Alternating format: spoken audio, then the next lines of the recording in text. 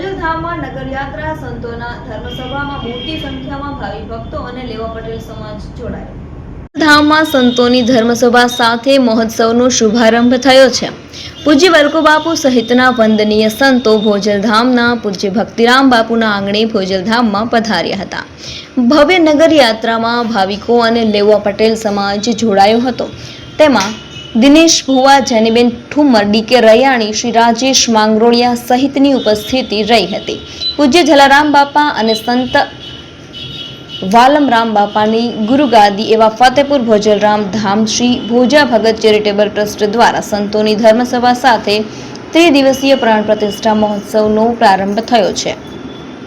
પૂજ્ય ભોજા ભગતના સીધી લીટીના વંશજ અને અનન્ય ભક્ત અશ્વિન સાવલિયાએ નગરયાત્રામાં ધજાજીના મસ્તક પર ધારણ કર્યા હતા.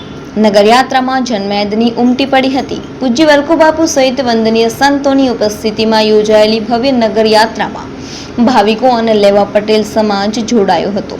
દિનેશભાઈ ભુવા, જેનીબેન ઠુમ્મર, ડીકે રૈયાણી અને રાજેશ માંગરોળિયા સહિતની ઉપસ્થિતિમાં ભોજા ભગત ચેરિટેબલ ટ્રસ્ટ દ્વારા કાર્યક્રમનો પ્રારંભ થયો છે.